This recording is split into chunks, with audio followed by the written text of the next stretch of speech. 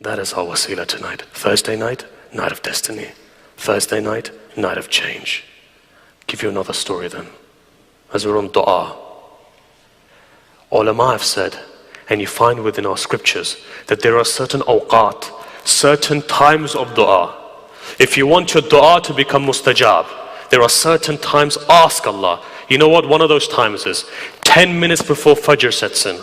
They say Allama Majlisi's father, Allama Majlisi, that person who wrote 110 volumes of Bihar and War, in that period of time where it was very difficult to write 500,000 traditions. You know what somebody said? They said, look at your son and how great he is. His father replied, he said, my son is great because of my dua. He says, what dua? He says, 10 minutes before Fajr, I was sitting there thinking to myself, what dua I should do. I looked towards the cradle, my son was there, and at that moment I said to Allah, make my son a great alim. Allah made him a great alim. 10 minutes before Fajr. If you have a dua today, in tonight, if there is a problem in your life, and you want that fulfilled, 10 minutes before Fajr, be on your musalla, go to that place, sit down, raise your hands, and say, Allah, for the sake of this time, for the sake of Muharram, for the sake of Sayyid al-Shuhada, answer my prayers.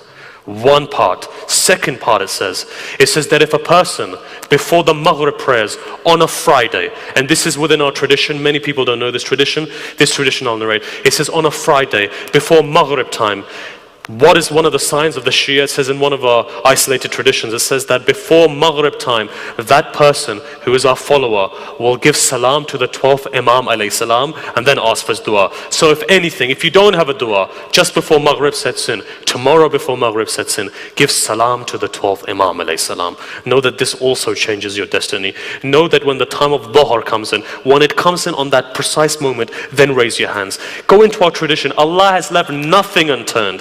In the day He's telling you, if your dua is not answered at Fajr time, that it will be answered at Dhuhr time. If not Dhuhr, at Maghrib time. If not at Maghrib, when it comes to Salatul Layl, but at least ask. And when it comes to Salatul Layl, again, there's another tradition.